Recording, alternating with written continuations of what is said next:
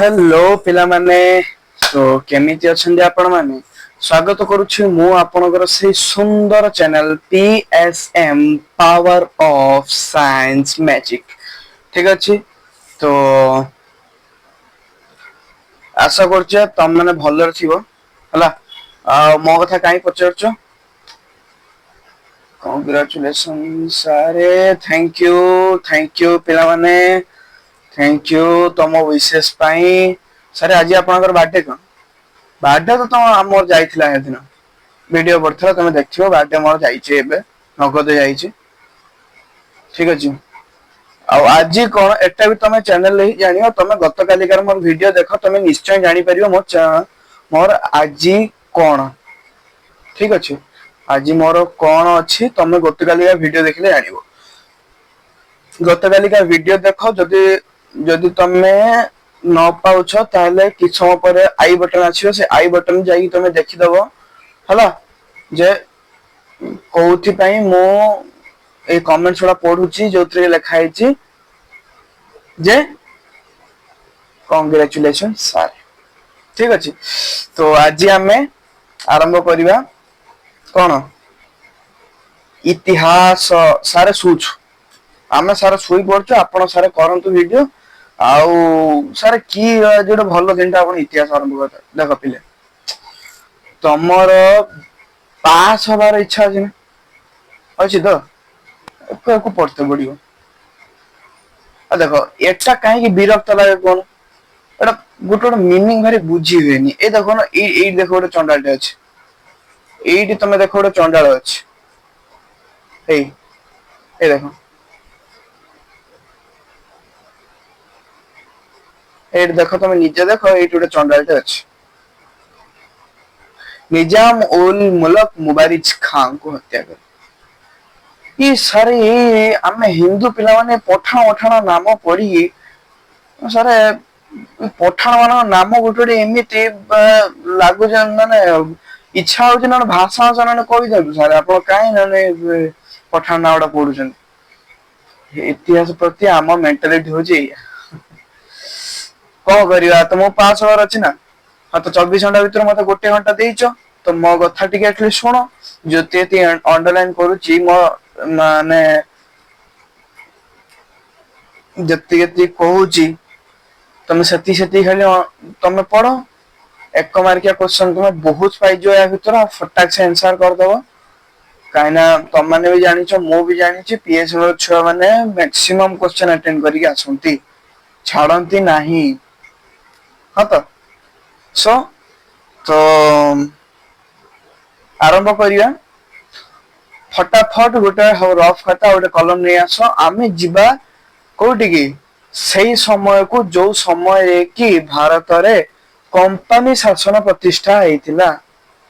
ठीक अछि भारत रे इंग्रज मानकर कंपनी शासन प्रतिष्ठा आरंभ हेतिला आमे चलंतु माडी जे सही समय को तो सही समय रे कौन थिला भारत वर्ष राजनैतिक इतिहास परिवर्तन एक गतानुगतिक प्रक्रिया माने सारे गतानुगतिक प्रक्रिया माने होउची जे धरा जाऊ आपण शासन करुथिले आपण 5 वर्ष राजनीति सरी गला तो 5 वर्ष पय आपण किछि नियम कानून करथिबे नुवा मु जदी आपण जागा रे आउ थरे हेली कोन मिनिस्टर मंत्री मु जदी आपण स्थान रे हेली ताहा हेले मु आपण को नियम चेंज करिवि कारण आपण को नियम अनुसार आपण चलुथिले आपण नियम अनुसार मु चली परिबिनी आपण नियम रे भी किछ त्रुटि थिला जोटा कि लोक मानको भल लागु नथिला दैट्स व्हाई मु चेंज करिवि। तो ए जो जिंसटा होउची गतानुगतिक प्रक्रिया ता माने जत्ते बेले गोटे व्यक्ति राजनीति करू थाए से समय से जो नियम गुडी को तैयारी करी थाए आउ गोटे व्यक्ति ता स्थान को आसे से ता हिसाब रे नियम चेंज कर दिए। तो ए जो प्रोसेस को कहा जाए गतानुगतिक प्रक्रिया ता माने नियम गुडी को व्यक्तिर व्यक्तित्व हिसाब रे वेरी करे जना पड़े हला ମଧ୍ୟଯୁଗୀୟ ରାଜନୈତିକ ଦୃଶ୍ୟପଟରେ ମୋଗଲ ସାମ୍ରାଜ୍ୟ ପ୍ରତିଷ୍ଠାତା ଭାବରେ ବାବରଙ୍କର ଆବିର୍ଭାବ ହୋଇଥିଲା। ଇଂରେଜ ବାଲା ଯେତେ ବର୍ଷ ଶାସନ କଲେ ମୋଗଲ ବି ସେତେ ବର୍ଷ ଶାସନ କଲେ। ଆଉ ଏଟା ତମେ ବି ଭଲ ଭାବରେ ଜାଣିଛ, ମୁଁ ବି ଭଲ ଭାବରେ ଜାଣିଛି। ସାର୍ ଆମେ ବି କ୍ଲାସ 7 ପଢିକି ଆଇଛୁ, ଆପଣ କିନ୍ତୁ ପଢି ନାହାନ୍ତି। ଜାଣିଛି ମୁଁ ପଢେ ନାହିଁ। କ୍ଲାସ 7 ରେ ତମେ ପଢିଥିବ ଯେ ମୋଗଲ ଶାସନର ଆରମ୍ଭ କରିଥିଲେ କିଏ? ବାବର। ଆଉ ମୂଳଦୁଆ ଲଗେଇଥିଲେ କିଏ? ନା ଆମର ଜାହାଙ୍ଗୀର ନୁହେଁ। କିଏ? ନା ସାରେ ଔରଙ୍ଗଜେବ। ତ ସେଇ ଜିନିଷଟା ଆମେ ଦେଖିବା। ଏହି ମୋଗଲ ସାମ୍ରାଜ୍ୟ ଔରଙ୍ଗଜେବଙ୍କ ମୃତ୍ୟୁ ପରେ ପ୍ରାୟ 150 ବର୍ଷ ପର୍ଯ୍ୟନ୍ତ ତିଷ୍ଠିକି ରହିଥିଲା। ଦେଖୁଛ ପାୱାର। ଯେତିକି ମୁଁ ଅଣ୍ଡରଲାଇନ କରୁଛି ସାଇଡରେ ଗୋଟେ ରଫ ନୋଟ ଟେ ରଖିଛ ତମେ, ସେଇଠି ଟିକେ ଟିକେ ଗାରେଇ ଦିଅ। ମୋଗଲ ସାମ୍ରାଜ୍ୟ ପରେ ପ୍ରାୟ 150 ବର୍ଷ ପର୍ଯ୍ୟନ୍ତ ତିଷ୍ଠି ରହିଥିଲା। ହଁ ତ। ରାଜନୈତିକ ବିପର୍ଯ୍ୟୟ ମଧ୍ୟରେ ପ୍ରତିଷ୍ଠିତ ବିଶାଳ ସାମ୍ରାଜ୍ୟ ଖଣ୍ଡ ବିଖଣ୍ଡିତ ହୋଇଥିଲା। ମୋଗଲ ସାମ୍ରାଜ୍ୟ ଯେତେବେଳେ ଚାଲିଥିଲା, ଯେତିକି ଯେତିକି ରାଜା ଥିଲେ ବାବର, ଆକବର, ହୁମାୟୁନ, ଜାହାଙ୍ଗୀର, ଔରଙ୍ଗଜେବ, ଇଏ ସମସ୍ତେ ନିଜ ନିଜ ସମୟରେ ରାଜ୍ୟ ଅଧିକାର କରିବାର ଗୋଟେ ନିଶା ଥିଲା। ଏଇଟା ସବୁ ରାଜାଙ୍କର ଥାଏ, ରାଜ୍ୟ ଅଧିକାର କରି କାୟା ବିସ୍ତାର କରିବା। ଏମାନଙ୍କର ବି ସେମ ଜିନିଷ ଥିଲା। ତ ଏମାନେ ବି କଣ କରୁଥିଲେ ନା ବିଶାଳ ସାମ୍ରାଜ୍ୟ ଯୋଉ ପ୍ରତିଷ୍ଠିତ କରିଥିଲେ, ଔରଙ୍ଗଜେବ ଯେତେବେଳେ ମରିଗଲେ ସେ କଣ କଲେ ନା ସେ ସବୁ ରାଜନୈତିକ ସାମ୍ରାଜ୍ୟଟି ଖଣ୍ଡ ବିଖଣ୍ଡିତ ହୋଇଗଲା। ତ ସାରେ ସାରେ ଔରଙ୍ଗଜେବ ତ ଏତେ ସାରେ ଥିଲା ଗୋଟେ ଭୟଙ୍କର ଚଣ୍ଡାଳଟେ, ସାରେ ସିଏ ମୃତ୍ୟୁବରଣ କେମିତି କଲା? ପଢିବା କେମିତି ମୃତ୍ୟୁବରଣ କଲା? ଯେତେବେଳେ ଔରଙ୍ଗଜେବ ଯେତେବେଳେ ଶାସନ କରୁଥିଲେ, ତମେ ବି ଜାଣିଛ ମୁଁ ବି ଜାଣିଛି, ଔରଙ୍ଗଜେବ ଥିଲେ ଅତ୍ୟନ୍ତ ବେକାରିଆ ଶାସକ। ତାମାନେ ସବୁ ରାଜା ମାନେ ପ୍ରଜା ମାନଙ୍କ ପ୍ରତି ଗୋଟେ ସ୍ନେହ ଭାବ ରଖିଥାନ୍ତି, ପ୍ରଜା ମାନଙ୍କ ହିସାବରେ ଚଳନ୍ତି।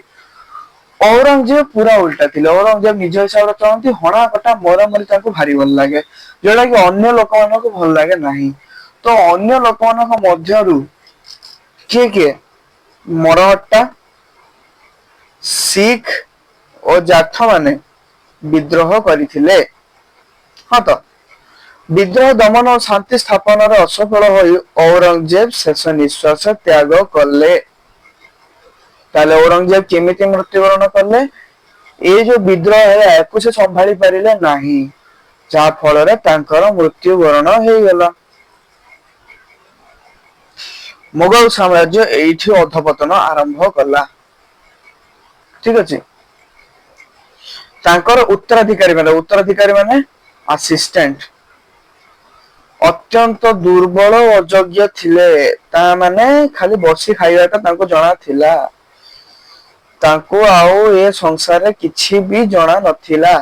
ସିଏ ଏ ସଂସାରରେ କୋଉଥିପାଇଁ ଆଇଛନ୍ତି ଏଟା ବି ତାଙ୍କୁ ଜଣା ନଥିଲା। ତାଙ୍କ ଆସିଷ୍ଟାଣ୍ଟ ପୁରା ଅଯୋଗ୍ୟ ଥିଲେ। ସେମାନେ ଅମିର ମାନଙ୍କ ସହାୟତାରେ ଶାସନ ପରିଚାଳନା କରୁଥିଲେ। ସାର୍ ଅମିର କିଏ? ଅମିର ହଉଛନ୍ତି ସେଇମାନେ ଯୋଉମାନଙ୍କ ପାଖରେ ଆର୍ଥିକ ଧନ ବହୁ ମାତ୍ରାରେ ଥିଲା। ଆଉ ଯିଏ ଆର୍ଥିକ ଧନ ଇନକମ କରିଥିବ, ସେ କେମିତି ଇନକମ କରିଥିବ? ଏଇଟା ଲଗେଇକି ଆର୍ଥିକ ଧନ ଇନକମ କରିଥିବ। ତ ଯିଏ ଏଇଟାକୁ ଲଗେଇକି ପଇସା ଇନକମ କରିପାରୁଛି, ତାହେଲେ ସିଏ କାହିଁକି ଗୋଟେ ରାଜ୍ୟ ଅଧିକାର ନ କରିପାରିବ? ଏମାନେ କଣ କଲେ ନା ଏମାନେ ବି ସେଇ କାମ କରିଲେ। କଣ କଲେ ନା ସାର୍, ଏହି ଅମିର ମାନେ ଦୁରାନୀ, ଇରାନୀ ଓ ହିନ୍ଦୁସ୍ତାନୀ ପ୍ରଭୃତି ଦଳରେ ବିଭକ୍ତ ହୋଇ କଣ କଲେ? ମୋଗଲ ଦରବାରକୁ ଦୁର୍ବଳ କରି ଫାଇଦା ହାସଲ କଲେ। ଫଳରେ କଣ ହେଲା ନା କେନ୍ଦ୍ରୀୟ ଶାସନ ଦୁର୍ବଳ ହେବାକୁ ଆରମ୍ଭ କଲା। ପ୍ରାଦେଶିକ ଶାସନକର୍ତ୍ତା ମାନେ ସ୍ଵାଧୀନ ରାଜ୍ୟ ଗଠନ କରିବାକୁ ଆଗଭର ଥିଲେ। ଓକେ। ଦାକ୍ଷିଣାତ୍ୟ ସୁବା ନିଜାମ ଉଲ ମୁଲକଙ୍କ ଚେଷ୍ଟାରେ ସ୍ଵାଧୀନତା ଲାଭ କରିଥିଲା। ସୁବା କଣ? ସୁବା ହଉଛି ପିଲେ ଗୋଟେ ରାଜା ପାଇଁ ତା ରାଜ୍ୟ तामाने निजामुल मुलक जने राजा तांको अंडर चलुवा राज्य को से टाइम रे कह जाउथला सुबा आ दाक्षिणात्य माने केरल कर्नाटक साइड रे साउथ साउथ इंडियन मूवीज हत एटा होची सही समयटा से मोगल सैन्य बाहिनी उच्च पदवी रही कुली खां उपाधि प्राप्त करथिले आ कुली खां उपाधि मोगल साम्राज्य रे सेते बेले सेही लोक मानको मिलुतला कोन लोक मानको सारे मिलुतला ना जेउ लोक माने से टाइम रे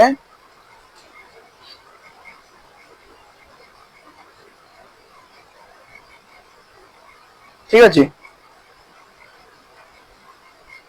तो ये कुली खां उपाधि कहा को मिलुतला ना कुली खां उपाधि सेते बेले सेही लोक मानको मिलुतला जेउ लोक माने मोगल शासक मानकर पर्सनल असिस्टेंट आउ बहुत बढ़िया हेल्पर थिले तामाने सहायक थिले माने मोगल शासकक पय जीवन कहिते गले सेही माने आउ ये निजामुल मुलक तांकरी भितर जणे जे कि कुली खां उपाधि रे सम्मानित होइतिले काहे कि कारण से तांकर राजा को अत्यंत प्रिय भक्त थिले मोगल शासकों द्वारा से दाक्षिणात्यर गवर्नर रूपे नियुक्ति पाइथिले जेते तेलेबु चाकरी सेते बढ़िया पाइबु एटा आज पर्यंत ए स्लोगान लागू होछि जानिचो परे दाक्षिणात्य निजर कर्तृत्व विस्तार करथिले तांको आचरण असंतुष्ट होई मोगल सम्राट हैदराबाद शासक मोबारिज खां को दाक्षिणात्य पठाइले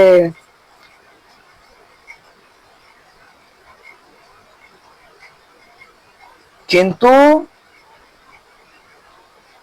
एई जो पैराग्राफ टा तुम माने कोन बुझिलो मते कोन ए पैराग्राफ टा तुम माने कोन बुझिलो हां ओ ए पैराग्राफ टा तुम कोन बुझिलो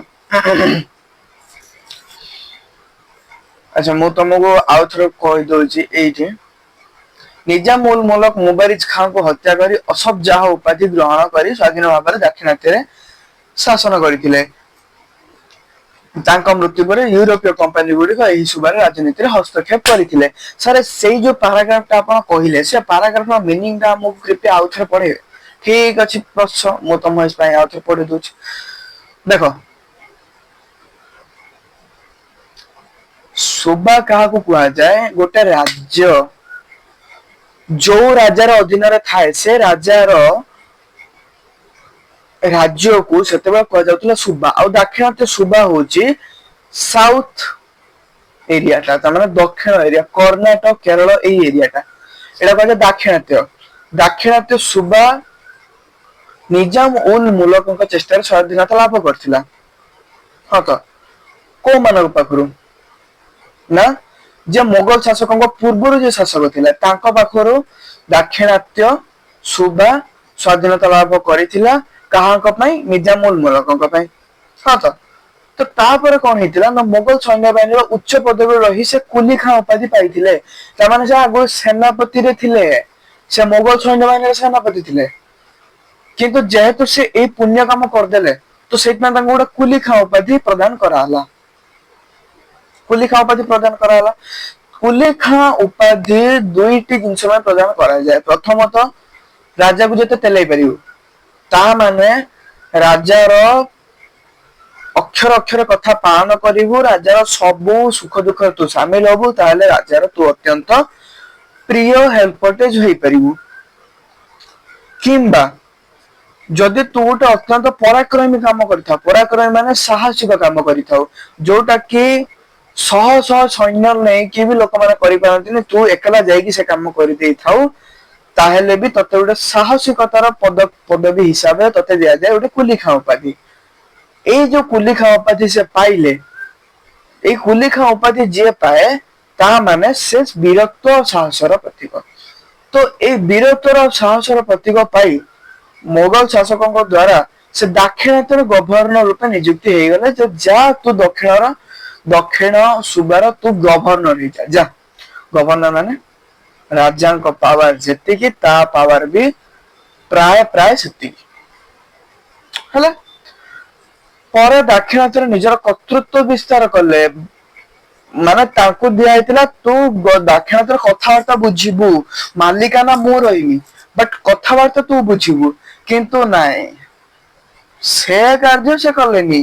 ସେ କଣ କଲେ, ଦାକ୍ଷିଣାତ୍ୟକୁ ପୁରା ନିଜ ଅକ୍ତିଆରକୁ ଆଣିବାକୁ ଚେଷ୍ଟା କଲେ, ଯୋଉଟା କି ମୋଗଲ ବାବାଙ୍କୁ ଭଲ ଲାଗିଲାନି।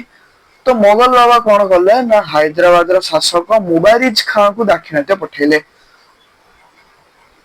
ଠିକ ଅଛି, ହାଇଦ୍ରାବାଦ କୋଉଠି, ସେଇ ଦକ୍ଷିଣ ଏରିଆରେ, ସେଇଠି ପାଖ ହବ। ତ ସେଇଥିପାଇଁ ମୋଗଲ ବାବୁ କଣ କଲେ ନା, ମୁବାରିଜ ଖାଁକୁ ତାଙ୍କ ପାଖକୁ ପଠେଇଲେ, ଯୋଉଟା କି କାହାକୁ ଭଲ ଲାଗିଲାନି, ନିଜାମୁଲ ମୁଲକ ଭଲ ଲାଗିଲା ନାହିଁ।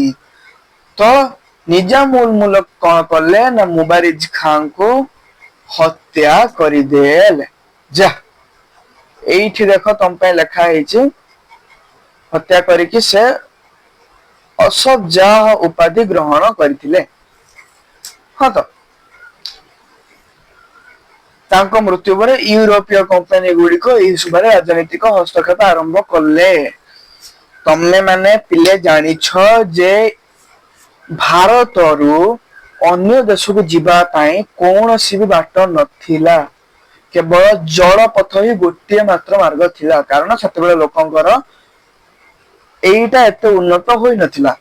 ତ ସେଇଥିପାଇଁ ସେମାନେ କଣ କରୁଥିଲେ ନା, ଜଳ ପଥରେ ହିଁ ଯିବା ଆସିବା କରୁଥିଲେ। ଆଉ ଜଳ, ତମେ ମାନେ ନିଜେ ବି ଭାରତ ମାନଚିତ୍ର ଦେଖେଇଥିବ, ଯଦି ନ ବି ଦେଖେଇଥିବ ତମକୁ ମୁଁ ଦେଖେଇ ଦଉଛି। ତ ପିଲାମାନେ ତମେ ଦେଖିପାରୁଥିବ, ଏଇଟା ହଉଛି ଆମ ପ୍ରିୟ ଭାରତର ମାନଚିତ୍ର। ଆଉ ଏହି ପ୍ରିୟ ଭାରତର ମାନଚିତ୍ର ଯଦି ତମେ ଭଲସେ ନୋଟିସ କର, ତାହେଲେ ଦାକ୍ଷିଣାତ୍ୟ ସୁବା ଏଇ ଜାଗାକୁ କୁହାଯାଉଥିଲା। ଠିକ ଅଛି, ଏଇ ଜାଗାଟା ଥିଲା ଦାକ୍ଷିଣାତ୍ୟ ସୁବା। ହଁ ତ, ଏଇ ଜାଗାଟା ସାର କଣ ଥିଲା ନା, ଏଇ ଜାଗାଟା ଥିଲା ଦାକ୍ଷିଣାତ୍ୟ ସୁବା। ଠିକ ଅଛି, ଆଉ ଦେଖ ତମେ ଏଇଠି ଭଲ ଭାବରେ ଗୋଟେ ଜିନିଷ ନୋଟିସ କର, ଯେ ଏଇ ଦାକ୍ଷିଣାତ୍ୟ ସୁବାଟା ଦେଖ, ଚାରିଆଡୁ ଦେଖ ଖାଲି ଜଳ କେତେ, ତମେ ଏଇଠି ନିଜେ ଦେଖିପାରୁଥିବ କେତେ ପାଣି ଅଛି। ପାଣି ମାନେ କେବଳ ଜଳ ପଥରେ ହିଁ କୌଣସି ବି ବିଦେଶୀ ଭାରତକୁ ଆସିପାରେ। ତ ୟୁରୋପୀୟ ମାନେ କେବଳ ଜଳପଥ ମାଧ୍ୟମରେ ହିଁ ଭାରତକୁ ଆସିଥିଲେ। ଆଉ ଯେହେତୁ ଦାକ୍ଷିଣାତ୍ୟ କାହା ଅଣ୍ଡରେ ଥିଲା, ମୁବାରିଜ ଉଲ ମୁଲକଙ୍କ ଅଣ୍ଡରେ ଥିଲା, ତ ସେଇଥିପାଇଁ ଇଂରେଜ ମାନଙ୍କ ସହିତ ତାଙ୍କର 2 ନମ୍ବରିଆ କାରବାର ଥିଲା, ଯାହା ଫଳରେ କି ଇଂରେଜ ମାନଙ୍କୁ ସେ ଇଜିଲି ଭାରତ ଭିତରକୁ ପସେଇ ଦେଲେ। ହଁ ତ, ଏବେ ତମେ ଦେଖିଲ ଭାରତ ମାନଚିତ୍ର, ଏବେ ଆମେ ଆମ ପାଠକୁ ଯିବା। ତ ଏଇଠି କଣ ହେଲା ନା, ଅଯୋଧ୍ୟାର ସୁବା ଅଯୋଧ୍ୟା, ବନାରସ, ଆହ୍ଲାବାଦ ଓ କାନପୁରକୁ ନେଇ ଗଠିତ ହୋଇଥିଲା। ଅଯୋଧ୍ୟା, ରାମନବମୀ ପହର ଦିନ ଯାଇଛି। ରାମନବମୀ ପହର ଦିନ ଯାଇଛି। ସେଇ ଅଯୋଧ୍ୟା ସୁବା, ତାମାନେ ଅଯୋଧ୍ୟାର ସେଇ ଜାଗାଟା, ଅଯୋଧ୍ୟା ରାଜ୍ୟଟି କାହା କାହାକୁ ସେତେବେଳେ ନେଇ ଗଠିତ ହୋଇଥିଲା ନା, ନିଜ ଅଯୋଧ୍ୟା ହେଲା, ନିଜ ଅଯୋଧ୍ୟା, ବନାରସ, ଆହ୍ଲାବାଦ ଓ କାନପୁର, 4 ଗୋଟି ରାଜ୍ୟକୁ ନେଇକି ଗୋଟେ ଅଯୋଧ୍ୟା ସୁବା ଗଠିତ ହୋଇଥିଲା। ସାଦତ ଖାଁ ଏହାର ସୁବାଦାର ଥିଲେ, ତାମାନେ ସେ ରାଜ୍ୟର ରାଜା କିଏ ଥିଲେ, ସାଦତ ଖାଁ ଥିଲେ। ତାଙ୍କ ପରେ ସଫଦର ଜଙ୍ଗ ଅଯୋଧ୍ୟାର ରାଜା ହେଲେ। ଅଯୋଧ୍ୟାର ରାଜା ତାପରେ କିଏ ହେଲେ, ସଫଦର ଜଙ୍ଗ। ପରବର୍ତ୍ତୀ ସମୟରେ ସେ ଦିଲ୍ଲୀର ୱାଜିର ପ୍ରଧାନମନ୍ତ୍ରୀ ହୋଇଥିଲେ। ୱାଜିର ମାନେ ଏବେକାର ପ୍ରଧାନମନ୍ତ୍ରୀ, ସେବେକାର ୱାଜିର ଥିଲା। ତାଙ୍କ ପରେ ତାଙ୍କ ପୁତ୍ର ସୁଜାଉଦୌଲା ଅଯୋଧ୍ୟାର ନବାବ ହେଲେ। ତାହେଲେ ଅଯୋଧ୍ୟାର ନବାବ କିଏ ହେଲେ ନା, ସୁଜାଉଦୌଲା ହେଲେ ଅଯୋଧ୍ୟାର ନବାବ। ଏକ ଶକ୍ତିଶାଳୀ ସୈନ୍ୟବାହିନୀ ଗଠନ କରି ଉତ୍ତର ଭାରତ ରାଜନୀତିରେ ସେ ପ୍ରଭାବ ବିସ୍ତାର କରିଥିଲେ। ତାହେଲେ ସୁଜାଉଦୌଲା କୋଉ ରାଜ୍ୟକୁ ଅଧିକାର କରିବା ପାଇଁ ଚେଷ୍ଟା କରୁଥିଲେ ନା, ଉତ୍ତର ଭାରତ। ବାପା ଦକ୍ଷିଣ ଭାରତ, ପୁଅ ଉତ୍ତର ଭାରତ, ସରିଗଲା ଆଉ କଣ। ଦିଲ୍ଲୀର ଉତ୍ତରରେ ଲାହୋର ଓ ମୁଲତାନ ମୋଗଲ ଶାସନାଧୀନ ଥିଲା। ମୋଗଲ ସାମ୍ରାଜ୍ୟର ଆଭ୍ୟନ୍ତରୀଣ ବିଶୃଙ୍ଖଳାର ସୁଯୋଗ ନେଇ ପାରସ୍ୟର ରାଜା ନାଦିର ଶାହ 1749 ଖ୍ରୀଷ୍ଟାବ୍ଦରେ ଭାରତ ଆକ୍ରମଣ କରିଥିଲେ। ମୁଁ ସଦାବେଳେ କହିଛି ଦୁଇଟି ବିଲେ ଯୋଉ ଝଡ଼ ଭାଙ୍ଗନ୍ତି ତାର ତୃତୀୟ ମାଙ୍କଡ ଲାଭ। ଏଠି କିଛି ସେଇଆ ହିଁ ହଉଛି। ଯେତେବେଳେ ବି ତମେ ତମ ଏକତା ଭାଙ୍ଗିବ ସଦାବେଳେ ମନେ ରଖିବ ତମକୁ ଭାଙ୍ଗିବାଟା ବହୁତ ସହଜ ହେଇଯିବ। ତମ ମୋ ଭିତରେ କି ସମ୍ପର୍କ ଅଛି? ଟିଚର ଷ୍ଟୁଡେଣ୍ଟ ର ସମ୍ପର୍କ ଅଛି। ଆଉ ତମ ମୋ ଭିତରେ ଯଦି ଝଗଡା ଲାଗିଲା ତାହେଲେ ତମକୁ ଭାଙ୍ଗିବା କିମ୍ବା ମତେ ଭାଙ୍ଗିବା ଟା ବହୁତ ସହଜ ହେଇଯିବ। ବୁଝିପାରୁଛ କି? ଆଉ ଜଣେ ଆସିବ ତମ ନାଁରେ ମତେ ଖରାପ କଥା କହିବ, ମୋ ନାଁରେ ତମକୁ ଖରାପ କଥା କହିବ। ଠିକ ଅଛି, ତ ଏହା କରିକି ଆମ ମାନଙ୍କ ମନକୁ ଆହୁରି ବିଶୃଙ୍ଖଳା କରିପାରିବ। ବଟ୍ ଯଦି ଆମେ ସାଙ୍ଗରେ ଥିବା ତାହେଲେ କେହି ବି ଆମର ଗୋଟେ ସିଙ୍ଗଲ ଚୁଟି ବି ଉପାଡି ପାରିବନି। କେମିତି ସାଙ୍ଗ ରହିବା ସାରେ? ସବସ୍କ୍ରାଇବ କର, ସାଙ୍ଗରେ ରହିଯିବା। ହଁ ତ? ସେ ଲାହୋର ଅଧିକାର କରି ଦିଲ୍ଲୀ ଅଭିମୁଖେ ଅଗ୍ରସର ହୋଇଥିଲେ। ସେ ଆଗେ ଲାହୋର ଅଧିକାର କରିନେଲେ, ତାପରେ ସେ ଦିଲ୍ଲୀ ଅଭିମୁଖେ ଅଗ୍ରସର ହେଲେ। ପାନିପଥ ଠାରୁ କିଛି ଦୂରରେ କର୍ଣ୍ଣାଲ ଠାରେ ମୋଗଲ ସେନା ତାଙ୍କୁ ପ୍ରତିରୋଧ କରିଥିଲେ। ଏଇ ହଉଛନ୍ତି ସେଇ ଭୂତ ନାଦିର ଶାହ। ନାଦିର ଶାହ ମୋଗଲ ସେନାଙ୍କୁ ପରାସ୍ତ କରି ନାଦିର ଶାହ ବାବା ପାରିବନି ତାଙ୍କୁ ପରାଜିତ ହୋଇ ମୋଗଲ ସମ୍ରାଟ ମହମ୍ମଦ ଶାହଙ୍କୁ ନେଇ ଦିଲ୍ଲୀ ନଗରୀରେ ପ୍ରବେଶ କଲେ। ବହୁଦିନ ଦିଲ୍ଲୀ ଅଧିକାର କରି ସେଠାରେ ଲୁଣ୍ଠନ ନରହତ୍ୟା ଚଳାଇଲେ। ତା ମାନେ ଚୋରି ବି କଲେ, ଯିଏ କିଛି କହିବାକୁ ଆରମ୍ଭ କଲା ତାହା ଦେଖ ଶେଷ। ଦିଲ୍ଲୀ ନଗରୀ ଏକ ଶ୍ମଶାନରେ ପରିଣତ ହୋଇଥିଲା। କାହିଁକି? ଲୋକ ଥିଲେ ସିନା। ଅବଶେଷରେ ଦିଲ୍ଲୀକୁ ଲୁଣ୍ଠନ କରି ଶାହଜାହାନଙ୍କ ନିର୍ମିତ ମୟୂର ସିଂହାସନ କୁ ସେ ଲୁଣ୍ଠନ କରିବାରେ ସଫଳ ହୋଇଥିଲେ। ଏବଂ କୋହିନୂର ହୀରା ଯୋଉଟା କି ଭାରତର ରତ୍ନ, ଭାରତର ହୃଦୟ, ତାକୁ ବି ନେଇ ପଳେଇଲେ। ହସ୍ତି ଓ ଅଶ୍ଵ ଗୁଡିକ ସଙ୍ଗରେ ନେଇ ପାରସ୍ୟ ଫେରିଗଲେ। ଭାରତକୁ ଲୁଟିବାର ପ୍ରକ୍ରିୟାର ଶୁଭାରମ୍ଭ କଲେ ଏଇ ଚଣ୍ଡାଳ। ତମେ ଗୋଟେ ବଡ ବିଜ୍ଞ, ତ ତମେ ଜାଣିଥିବ ଶାହଜାହାନ ମୟୂର ସିଂହାସନ ନିର୍ମାଣ କରିଥିଲେ।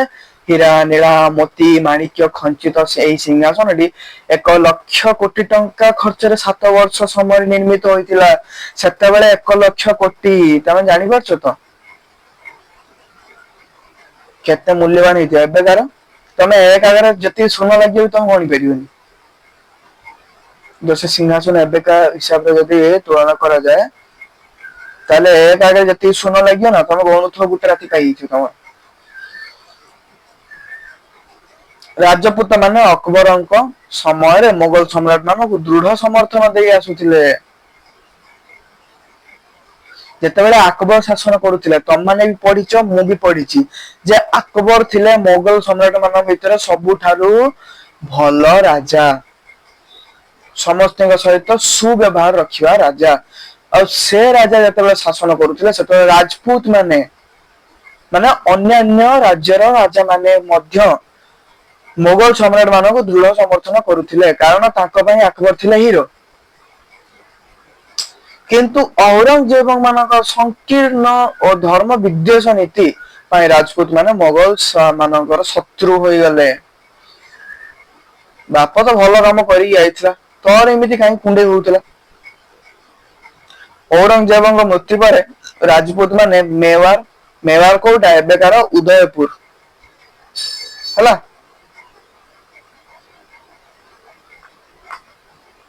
ତାପରେ ମାରୱାର କୋଉଟା ଏବେକାର ଯୋଧପୁର। ଅମ୍ବର କୋଉଟା ଏବେକାର ଜୟପୁର ନାମକ ସ୍ଵାଧୀନ ରାଜ୍ୟ ଗଠନ କଲେ। ମାରୱାର ର ରାଜା ଅଜିତ ସିଂ, ଏ ଟିକେ ଆମର ହିନ୍ଦୁ ପୁରାଣ ଲୋକ। ଗୁଜରାଟ ଓ ଆଜମେର ର ଶାସନକର୍ତ୍ତା ହେଲେ। ସେ ମଧ୍ୟ ଆଗ୍ରାର ଶାସନ ଦାୟିତ୍ୱ ଗ୍ରହଣ କରିଥିଲେ। ଆଗ୍ରାର ଶାସନ ଯେତିକି ସେ ନେଇଥିଲେ, ସେ ଦିଲ୍ଲୀ, ଜୟପୁର, ବନାରସ, ମଥୁରା ଓ ଉଜ୍ଜୟିନୀରୁ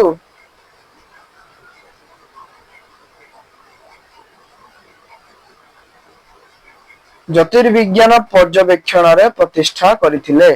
ରାଜପୁତ ମାନେ ମରହଟ୍ଟା ଜାଠ ମାନଙ୍କ ସହିତ ସମ୍ପର୍କ ରଖିବାରେ ଏମାନଙ୍କର ଉତ୍ଥାନ ସମ୍ଭବ ହେଲା ନାହିଁ। କାହିଁକି ସମ୍ଭବ ହେଲା ନାହିଁ? କାରଣ ଟିକେ ଆଗରୁ ସାର୍ ଆପଣ ଆମକୁ ପଢିକି ଆଇଲେ ଯେ ଏହି ଚଣ୍ଡାଳ ମାନେ ମୋଗଲ ସାମ୍ରାଜ୍ୟର ବିରୁଦ୍ଧରେ ଥିଲେ, ତା ମାନେ ଭାରି ପାୱାରଫୁଲ ଥିଲେ। ଆଉ ରାଜପୁତ ମାନେ ଯେତେବେଳେ ଏମାନଙ୍କ ସଂସ୍ପର୍ଶରେ ଆଇଲେ, ଏମାନଙ୍କୁ ଆଗରୁ ଜଣା ଥିଲା ଯେ ରାଜପୁତ ମାନେ ମୋଗଲ ସମ୍ରାଟର ଫଲୋଅର। ପରେ ଶତ୍ରୁ ହେଇଗଲା, ଏଟା କାହିଁ ବୁଝିବେ? ସେମାନେ ଥରେ ଯୋଉଟା ବୁଝିବେ ଫାଇନାଲ। ସେଥିପାଇଁ ଉତ୍ଥାନ ସମ୍ଭବ ହେଲା ନାହିଁ, ପରସ୍ପର ଶତ୍ରୁ ହେଇଗଲେ ଭିତରିଆ ଭିତରିଆ ହେଲା। ତାପରେ କଣ ହେଲା? ଗୁରୁ ଗୋବିନ୍ଦ ସିଂ ଶିଖ ମାନଙ୍କୁ ସଂଗଠିତ କରି ଏକ ଲଢୁଆ ଗୋଷ୍ଠୀ ଗଠନ କରିଥିଲେ। ଗୁରୁ ଗୋବିନ୍ଦ ସିଂ ଶିଖ ମାନଙ୍କୁ ସଂଗଠିତ କରିକି ଏକ ଲଢୁଆ ଗୋଷ୍ଠୀ ସେ ଗଠନ କରିଥିଲେ। ତାଙ୍କ ପରେ ବାନ୍ଦା ବାହାଦୁର ଶିଖ ମାନଙ୍କ ନେତୃତ୍ୱ ନେଇ ଲାହୋର ଅଧିକାର କରିଥିଲେ। ସାରେ ଏଡା ସାରେ କଣ? କଣ କରିବା ଆଉ, ତମରି ସରକାର ଲେଖୁଛନ୍ତି ବୋର୍ଡ ଅଫ ସେକେଣ୍ଡାରୀ ଏଜୁକେସନ ଲେଖୁଛନ୍ତି ଆମ କାମ କ୍ଲିୟର କରିବା, ପଢିଆ କାମଟା ହିଁ ତମର। ଶିଖ ମାନେ କଣ କଲେ? ଏତେ ପର୍ଯ୍ୟନ୍ତ ତମେ ପଢିକି ଆଇଲ ମୋଗଲ ଆଉ କିଏ ମରହଟ୍ଟା ଆଉ ଜାଠା ମାନେ କଣ କଣ କରିକି ଆଇଲେ, ଶିଖ ବାବୁ କଣ କଣ କରିକି ଆଇଲେ ସେଟା ବି ଦେଖ। ଶିଖ ମାନେ ଝେଲମ ଠାରୁ ସତଲେଜ ନଦୀ ପର୍ଯ୍ୟନ୍ତ ବ୍ୟାପିଥିବା ଭୂଖଣ୍ଡକୁ ନିଜ ଅଧୀନକୁ ଆଣିଲେ। ପୁଣ୍ୟ କାମଟି ଏଉଠୁ ସେ ଆରମ୍ଭ କଲେ, କିନ୍ତୁ କୌଣସି ରାଜ୍ୟ ଗଠନ କରିବାକୁ ସକ୍ଷମ ହୋଇ ନଥିଲେ। ସେଇ ଅବସ୍ଥା, ପରସ୍ପର ଶତ୍ରୁ ଥିଲେ। ଶିଖ ମାନେ 12 ଗୋଟି ସଂଘରେ ସଂଗଠିତ ହୋଇଥିଲେ। ଶିଖ ମାନେ କେତୋଟି ସଂଘରେ ସଂଗଠିତ ହୋଇଥିଲେ? ନା ସାଢେ 12 ଗୋଟି ସଂଘରେ ସଂଗଠିତ ହୋଇଥିଲେ। ପ୍ରତ୍ୟେକ ସଂଘକୁ ମିସିଲ କୁହାଯାଉଥିଲା ହେଲା। ଆଫଗାନୀ ରାଜା ଅହମ୍ମଦ ଶାହା ଅବଦଲ୍ଲୀ ଏହି ମିସିଲ ଗୁଡିକୁ ଧ୍ୱଂସ କରିବାକୁ ଚେଷ୍ଟା କରି ବିଫଳ ହୋଇ ସ୍ୱଦେଶକୁ ପ୍ରତ୍ୟାବର୍ତ୍ତନ କରିଥିଲେ। ସେ ଜାଣିନାହାନ୍ତି ଶିଖ ପାୱାର ନା କଣ, ଯେ ଗୋଟେ ଶିଖ ର ପାୱାର କଣ ସେ ଜାଣିନାହାନ୍ତି। ସେ ସେଥିପାଇଁ ବିଖଣ୍ଡ କରିବାର ସୁଚେଷ୍ଟା କଲେ, କିନ୍ତୁ ସୌଭାଗ୍ୟବଶତଃ ସେ ବିଫଳ ହୋଇଗଲେ। ଅଷ୍ଟାଦଶ ଶତାବ୍ଦୀର ଶେଷ ଭାଗକୁ ମହାରାଜା ରଣଜିତ ସିଂ ଏହି ମିସଲ ଗୁଡିକୁ ଏକତ୍ର କରି ଏକ ଶକ୍ତିଶାଳୀ ରାଜ୍ୟ ଗଠନ କରିଥିଲେ। ଓକେ। ଔରଙ୍ଗଜେବଙ୍କ ସମୟରେ ଶିବାଜୀ ମରହଟ୍ଟା ଶକ୍ତିକୁ ଏକତ୍ରିତ କରି ମରହଟ୍ଟା ରାଜ୍ୟ ଗଠନ କରିଥିଲେ। ଏଇ ଆଇଲେ ଶିବାଜୀ ମହାରାଜ। ତାଙ୍କ ପରେ ତାଙ୍କ ପୁତ୍ର ଶମ୍ଭୁଜୀ, ହର ହର ଶମ୍ଭୁ, ସରି ମୋଗଲ ମାନେ ହତ୍ୟା କଲେ କିଏ? ଶମ୍ଭୁଜୀଙ୍କୁ। ଶମ୍ଭୁଜୀ ସାରେ କିଏ ଥିଲେ? ନା ଶିବାଜୀଙ୍କ ପୁତ୍ର ଥିଲେ। ଆଉ ତାଙ୍କୁ କିଏ ହତ୍ୟା କରିଥିଲେ? ଔରଙ୍ଗଜେବ, ଯିଏକି ମୋଗଲ ସାମ୍ରାଜ୍ୟର ଶେଷ ଶାସକ ଥିଲେ, ସେ ହତ୍ୟା କରାଇଥିଲେ।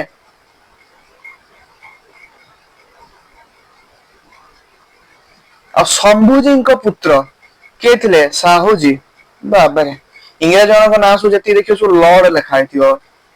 ଏଙ୍କର ସବୁ ଜି ଲେଖା ହେଇଥିବ। ଯେତେ ହେଲେ ବି ପୁରାତନ କଥା ନା, ରାମଙ୍କ ଯୁଗର କଥା ଆସୁଛି। ଜି ମାନେ ଜିନିୟସ, ଜି ମାନେ ଗଧ ବି ଥାଏ। ପାଲେଜି ଶକ୍ତିଶାଳୀ ହୋଇ ସାହୁଜୀଙ୍କୁ କାରାଗାରରୁ ମୁକ୍ତ କଲେ। କିଏ? ନା ଯେତେବେଳେ ଔରଙ୍ଗଜେବ ମୃତ୍ୟୁବରଣ କରିଥିଲେ, ମରହଟ୍ଟା ମାନେ ପୁଣି ପାୱାରକୁ ଆସିଗଲେ। ମରହଟ୍ଟା ମାନେ ଯେତେବେଳେ ପାୱାରକୁ ଆସିଥିଲେ, ସେତେବେଳେ ସାହୁଜୀଙ୍କୁ କାରାଗାରରୁ ମୁକ୍ତ କରିଥିଲେ। ହଁ ତ। ଏବଂ ଶିବାଜୀଙ୍କ ଦ୍ଵିତୀୟ ପୁତ୍ର ରାଜାରାମଙ୍କୁ ରାଜା କରାଇଲେ। ରାଜାରାମ ଓ ସାହୁଜୀଙ୍କ ମଧ୍ୟରେ ସିଂହାସନ ପାଇଁ ଗୃହ ଯୁଦ୍ଧ ଆରମ୍ଭ ହେଇଗଲା। ସାହୁଜୀ କହିଲା ନା ୟାର, ମୁଁ ବଞ୍ଚେଇଥିଲି ତାକୁ, ସିଂହାସନ ମୋର ହେବା ଦରକାର। ରାଜାରାମ କହିଲା ନାଇଁ, ମୁଁ ଶାହାଜାହାନ ଦ୍ଵିତୀୟ ପୁତ୍ର, ମୁଁ ତା ଘିଅ ଖାଇଛି, ମୁଁ ରାଜା ହେବି। ଏବେ କଣ ହେଲା? କୂଟନୀତି। ମହାଭାରତ ତ ଦେଖିଥିବ, ଶକୁନି ମହାରାଜ କଣ କହିଥିଲେ? ଶକୁନି ମାମୁଁ ଦୁର୍ଯ୍ୟୋଧନ ପକ୍ଷରେ। ଏଠି କିଛି ସେଇୟା ହିଁ ହେଇଥିଲା। ଏଠି କଣ ହେଲା ନା पेशवा बालाजी विश्वनाथ साहाଯ୍य साहूजी सिंहासन अधिकार करदेले। राजा है किए साहूजी। राजा राम मृत्यु पर विधवा पत्नी ताराबाई निजर नाबालक पुत्र तृतीय शिवाजी को कोल्हापुर शासन में बसाई राजा प्रतिनिधि रूपे शासन चलाई माने से बाहा भी होते। किंतु एठी स्टोरीटा कौन है तुम निजे भी आइडिया कर मु तुमको कहि दूची बेसी आइडिया लगाउनी। एठी कौन हेतिवो ना साहूजी जतले पेशवा बालाजी विश्वनाथ को पाखु गले सेवा पई साहाय्य पई पेशवा बालाजी विश्वनाथ कौन करथिए ना चालाकी करिकि साहूजींकर सांग राजा राम को मृत्युवरण करैथिले माने मारी देले। राजा राम से तो बाहा सारे और गोटे पुत्र भी सारे नाम तृतीय शिवाजी निज बापा ना रखदेला। तो से राजा रामकर पत्नी किए थे ताराबाई थे से नाबालक पुत्र तृतीय शिवाजी को कोल्हापुर शासन में बसाई राजा प्रतिनिधि रूपे शासन चलाइले। हाँ तो नेतृत्व मरहट्टा बाहिनी साहस और उत्साह पाई सह मोगल बाहिनी विरुद्ध युद्ध करथिले। मरहट्टा राज्य अधिकार पाई ताराबाई साहूजी मध्य गृह युद्ध रहा कारण साहूजी थिले राजा किंतु मरहट्टा राज्य भी मत दरकार थिला से ताराबाई देख पुओ छुटियाटे ना जस्ट खाली गदीटा फिलअप कर रजा गदी फिलअप कर किंतु रजा सबू कथा बुझुतिले किए ताराबाई से ताराबाई और साहूजी मध्य गृह युद्ध लगी। साहूजी विश्वस्त पेशवा पेशवा माने प्रधानमंत्री बालाजी विश्वनाथ सहायता सिंहासन अधिकार कले। ये हूँ दुर्योधन शकुनी किए बालाजी विश्वनाथ साहूजी डाहाण हाथ जे कूटनीति कर हेला सुधु करते एवं सिंहासन सांगे सांग अधिकार साहूजी को नाम को मात्र राजा कराई बालाजी निजे शासन चलाइले। से दिन ठारू पेशवा पुरुषानुक्रमिक हला बालाजी पर बाजीराव सिंघम मरहट्टा मानकर शासक हेले। मरहट्टा शक्ति दुर्बल हो पड़ा। अफगान राजा अहमद शाह अब्दाली मरहट्टा राज्य आक्रमण कले। किए आक्रमण कले ना अहमद शाह अब्दाली शेष 1761 ख्रीष्टाब्द तृतीय पानीपथ युद्ध रे मरहट्टा माने परास्त हेले। ठीक अच्छे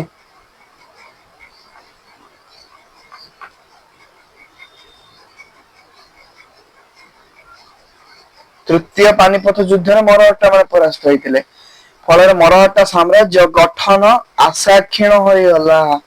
मरहट्टा माने तो परास्त हो गले आउ ताक पाखरे किछि आशा रहिलानी जा फल रे से आउ थरे साम्राज्य गठन करि परिबे।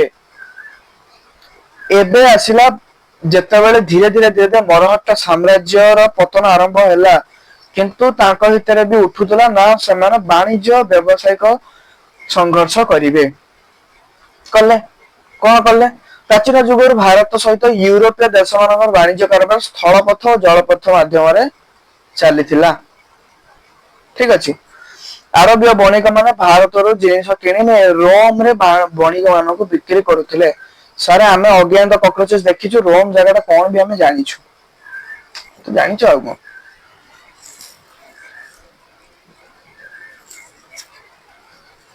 ना कौन जानिछु। अच्छा हो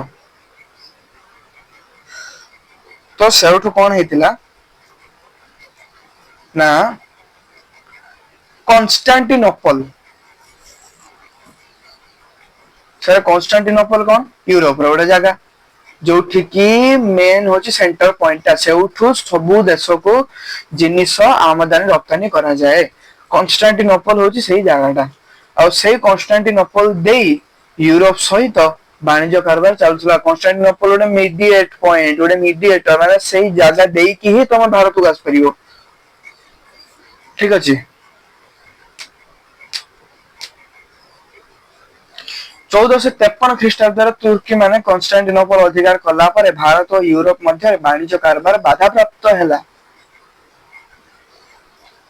କେତେବେଳେ ବାଧାପ୍ରାପ୍ତ ହେଲା ନା 1453 ଖ୍ରୀଷ୍ଟାବ୍ଦରେ ତୁର୍କୀ ମାନେ କନଷ୍ଟାଣ୍ଟିନୋପଲ ଅଧିକାର କରିଥିଲେ। ସେତିକି ବେଳେ ଭାରତ ଓ ୟୁରୋପରେ କଣ ହେଇଥିଲା ନା ବାଣିଜ୍ୟ କାରବାର ଅସୁବିଧା ହେଇଥିଲା। ତେଣୁ ସେମାନେ ଭାରତ ସହିତ ସିଧାସଳଖ ବାଣିଜ୍ୟ କରିବା ପାଇଁ ଚେଷ୍ଟା ଚଳାଇଲେ। ପର୍ତ୍ତୁଗିଜ ମାନେ ପ୍ରଥମେ ଭାରତକୁ ଆସି ୟୁରୋପୀୟ ମାନଙ୍କ ଉଦ୍ଦେଶ୍ୟ ସଫଳ କରିଥିଲେ। ପର୍ତ୍ତୁଗିଜ ମାନେ କାହାର ହେଲ୍ପ କରିଥିଲେ? ୟୁରୋପୀୟ ମାନେ। ଇଏ ସବୁ ଜିନିଷ ହେଲା ଦେଖ ଭାରତ ପାଇଁ। ଭାରତ କତରୁ ଲୁଟିବାରେ ୟାଙ୍କୁ ଭାରି ସଉକ ଥିଲା। କେତେ କେତେ ଲୋକ କାହା କାହାକୁ ସହଯୋଗ କରିକି ଭାରତ କତରୁ ଜିନିଷ ନଉଛନ୍ତି, ତମେ ଏଠି ନିଜେ ଦେଖ। ଏବେକା ଯୋଉ ଇସ୍ତାନବୁଲ ଜାଣିଛ? ଇସ୍ତାନବୁଲ ବୋଲି ଗୋଟେ ଜାଗା ଅଛି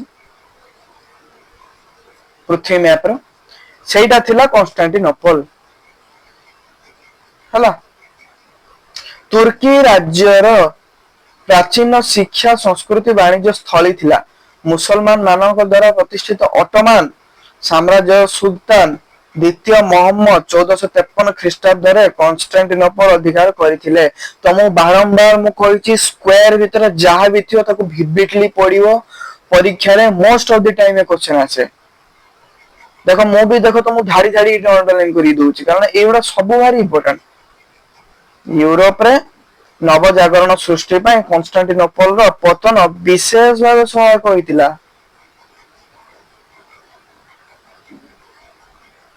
ଜାଣିଛ?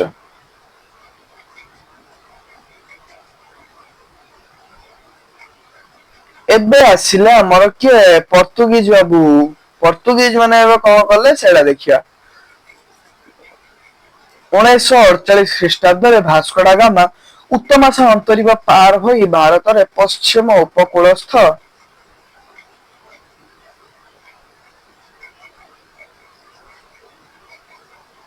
କାଲିକଟ ଠାରେ ପହଞ୍ଚିଥିଲେ। ଜାମୋରିନ ଉପାଧିଧାରୀ ଜଣେ ହିନ୍ଦୁ ରାଜା ଏହି ଅଞ୍ଚଳର ଶାସକ ଥିଲେ। ତାହେଲେ ସେ ଅଞ୍ଚଳର ଶାସକ କିଏ ଥିଲେ? ଜଣେ ହିନ୍ଦୁ ରାଜା। ସିଏ କୋଉ ଉପାଧି ପାଇଥିଲେ ନା ଜାମୋରିନ ବୋଲି ଗୋଟେ ଉପାଧି ଅଛି, ସେ ସେଇଟା ପାଇଥିଲେ। ଭାସ୍କୋଡା ଗାମା ଜାମୋରିନଙ୍କ ଦରବାରରେ ପହଞ୍ଚି ପର୍ତ୍ତୁଗିଜ ମାନଙ୍କୁ ବାଣିଜ୍ୟ କରିବାକୁ ଅନୁମତି ଦେବା ପାଇଁ ଅନୁରୋଧ କରିଥିଲେ।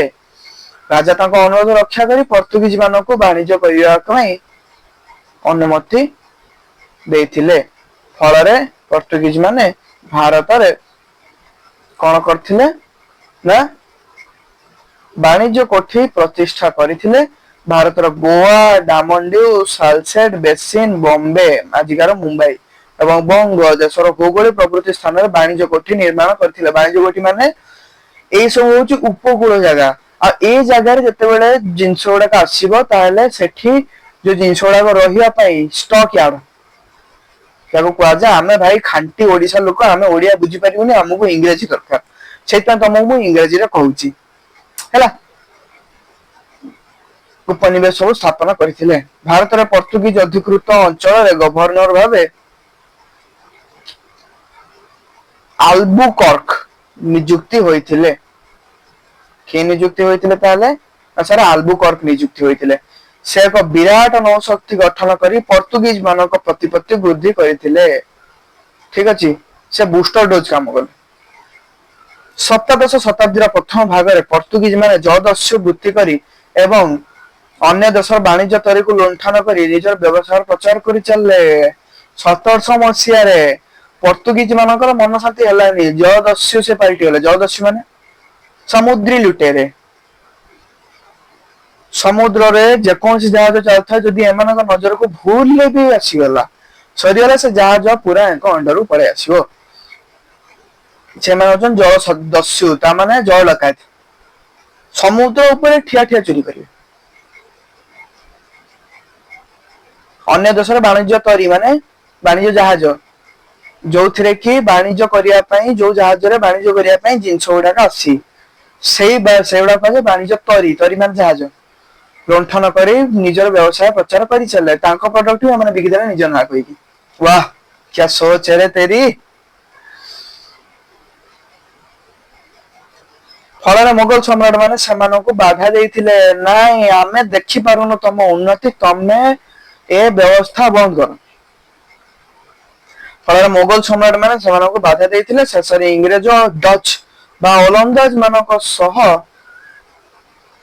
प्रबल प्रतिद्वंदितार सम्मुखीन होई सेमानंक वाणिज्य कोठी हराइथिले। तीन जन ये जणे ये कौन करि परियो ये किछि करि परियो। 1971 मसीहारे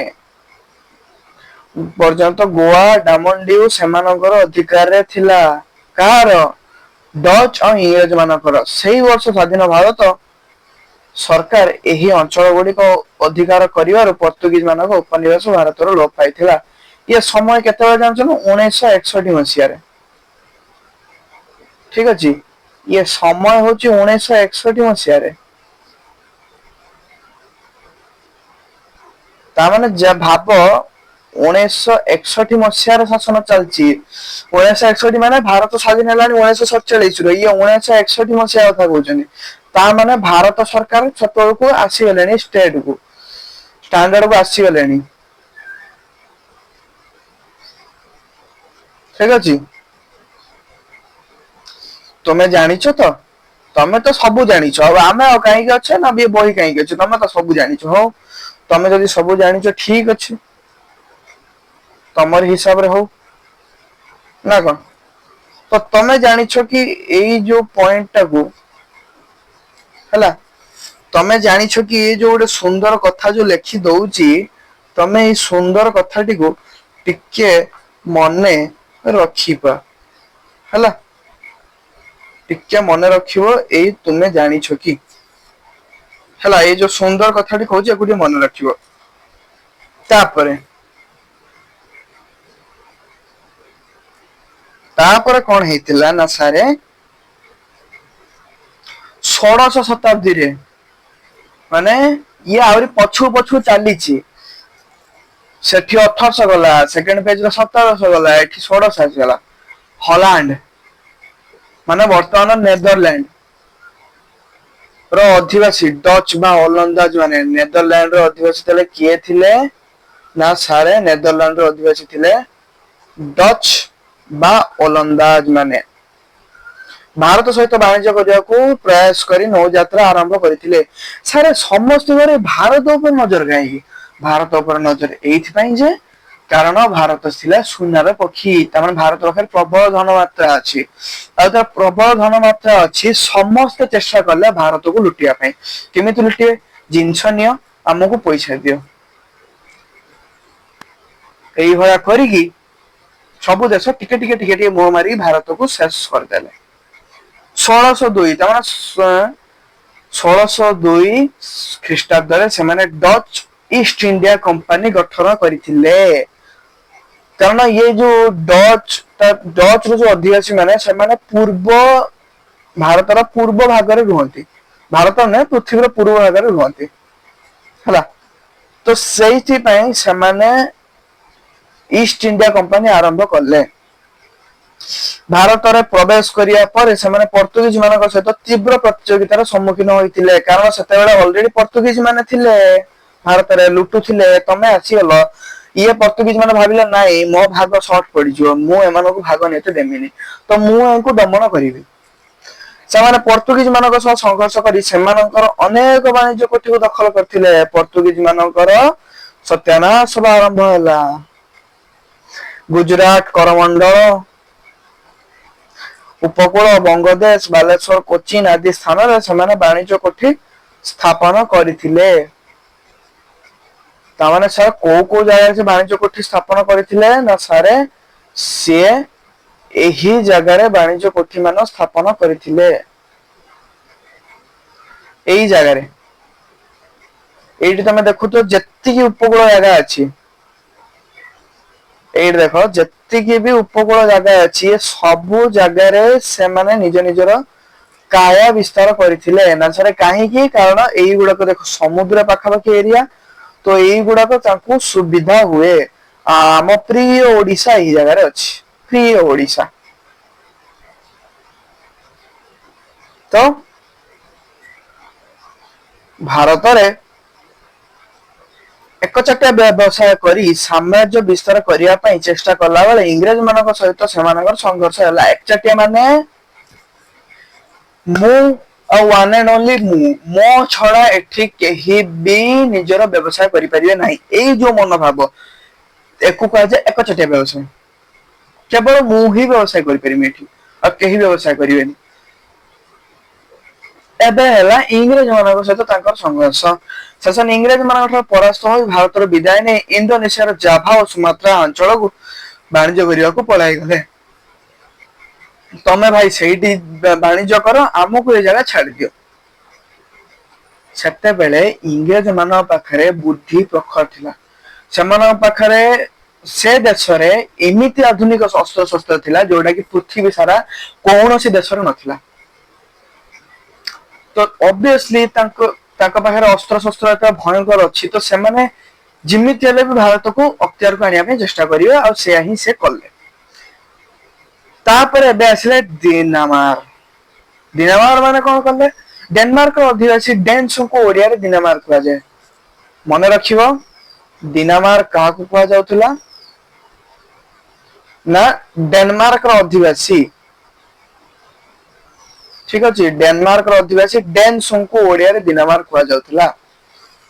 ସେମାନେ ଗୋଟିଏ ବାଣିଜ୍ୟିକ କମ୍ପାନୀ ଗଠନ କରି ଭାରତରେ ବାଣିଜ୍ୟ କରିବାକୁ ଆସିଥିଲେ।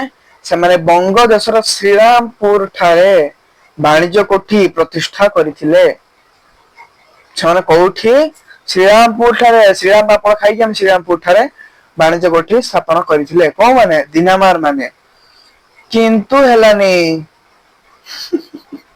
କିନ୍ତୁ ହେଲାନି, କାହିଁକି ହେଲାନି ଦେଖ, ପରେ ଇଂରେଜ ମାନଙ୍କୁ ସେମାନଙ୍କ ବାଣିଜ୍ୟ ଗୋଷ୍ଠୀ ବିକ୍ରୟ କରି ଭାରତରୁ ବିଦାୟ ନେଇଥିଲେ। କାରଣ ଇଂରେଜ ମାନଙ୍କ ପାଖରେ ଥିଲା ସୁ ଅସ୍ତ୍ର ଶସ୍ତ୍ର, ଯୋଉଟା କି କାହାରି ପାଖରେ ତାର ତୋଡ ନଥିଲା।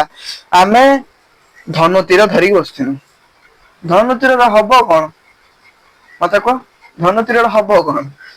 ତମେ ଧନୁ ଏମିତି ଟାର୍ଗେଟ କଲା ସେ ଗୋଟେ ଗୁଳି ମାରି ଦେଇଥିବ, ତମର ଶେଷ ହେଇଥିବ ଧନୁ ତୀର। ତମେ ଟାର୍ଗେଟ ନେଲା ବେଳକୁ ସେ ଅଲରେଡି କାମ ସାରି ଦେଇଥିବେ। ବୁଝିପାରୁଛ? ଏଇ ଜିନିଷ ହେଇଥିଲା। ସୋ ତ ପିଲାମାନେ, ଆଜିକାର ଏଇ ବୋରିଂ କ୍ଲାସ ଏଇଠି ସମାପ୍ତ ହେଲା। ଯୋଉ ପିଲାମାନେ ବି ନିଦରେ ଶୋଇଥିଲ, ଦୟା କରିକି ଉଠି ଯାଅ ହେଲା। ତମର ହିଷ୍ଟ୍ରି କ୍ଲାସ ସମାପ୍ତ ହେଲା। ଆସନ୍ତା କାଲି ଆମେ ପୁଣି ପଢିବା ବ୍ରିଟିଶ ଇଷ୍ଟ ଇଣ୍ଡିଆ କମ୍ପାନୀ, ମାନେ ବିଷୟର ଆରମ୍ଭ ଯୋଉ ହେଇଥିଲା, ଯୋଉ ନାଁ ଉପରେ, ସେଇ ନାଁଟି ହଉଛି ଏଇଟା, ବ୍ରିଟିଶ ଇଷ୍ଟ ଇଣ୍ଡିଆ କମ୍ପାନୀ। ମାନେ ଇଂରେଜ ମାନେ ସମସ୍ତଙ୍କୁ ପ୍ରତାରିତ କରିସାରିଲା ପରେ ଏବେ ସେମାନେ ନିଜେ କେମିତି ବ୍ୟବସାୟ କରିକି ସମଗ୍ର ଭାରତକୁ ନିଜ ଅକ୍ତିଆରକୁ ଆଣିଲେ, ସେଇ ଜିନିଷଟା ଆମେ ଏବେ ଠାରୁ ପଢିବା, ଆସନ୍ତା କାଲି ଠାରୁ ପଢିବା। ଏତିକି ସାରା କଣ ଥିଲା? ଏତିକି ଥିଲା ଯେ ଅନ୍ୟ ରାଜ୍ୟର ଲୋକମାନେ କେମିତି, ଅନ୍ୟ ଦେଶର ଲୋକମାନେ କେମିତି ଭାରତରେ ନିଜର ଏକଚାଟିଆ ବ୍ୟବସାୟ କରି ଭାରତକୁ ଲୁଣ୍ଠନ କରିବାକୁ ଚେଷ୍ଟା କଲେ। କିନ୍ତୁ ଇଂରେଜ ମାନେ ଭାବିଲେ ନାଇଁ, ଆମକୁ ପଇସା ଦରକାର, ଆମ ପାଖରେ ଟେକ୍ନୋଲୋଜି ଅଛି, ତମେ ନାମ ନିଅ। ସେମାନେ ସେଇଥିପାଇଁ ସମସ୍ତଙ୍କୁ ବିତାଡିତ କରିଦେଲେ ଏବଂ ନିଜେ ଏବେ ଆରମ୍ଭ କରିବାକୁ ଯାଉଛନ୍ତି ବ୍ରିଟିଶ ଇଷ୍ଟ ଇଣ୍ଡିଆ କମ୍ପାନୀ। ଏକୁ ପଢିବା ଆମେ ଆସନ୍ତା କାଲି ଠାରୁ। ଠିକ ଅଛି, ତ ଆଶା କରୁଛି ଆପଣଙ୍କୁ ଏ ଭିଡିଓ କାଫି ଭଲ ଲାଗିଥିବ, ନିଦ ବି ଆସିଥିବ ଭୟଙ୍କର ହେଲା। କାହା କାହାକୁ ନିଦ ଆସିଛି ଏମିତି ହାତ ଟେକି ମତେ କମେଣ୍ଟ ସେକ୍ସନରେ କହିବ ହେଲା। ତ ବିଦାୟ ନେଉଛି ଆପଣଙ୍କ ପାଖକୁ, ଦେଖାହବ ଆସନ୍ତା ଭିଡିଓରେ। ସେତେ ପର୍ଯ୍ୟନ୍ତ ନିଜ ଦେହର ବି ଧ୍ୟାନ ରଖିବ ହେଲା। ସୋ ତମ ପାଖରୁ ବିଦାୟ ନେବାର ସମୟ ଆସିଗଲାଣି। ବିଦାୟ ଆମେ ନଉଛେ, ଦେଖାଯିବ ଆସନ୍ତା କ୍ଲାସରେ ଗୋଟେ ସୁନ୍ଦର ଟପିକ ସହିତ। ଓକେ, କାଲି ଫିଲ୍ମ ଦେଖି ଭାରି ଖୁସି ହେଇଛ ନାଇଁ? ହଉ, ତ ଦେଖାଯିବ ଆସନ୍ତା କ୍ଲାସରେ, ଠିକ ଅଛି। ତ bye bye all of you, see you in next class. Okay, take care.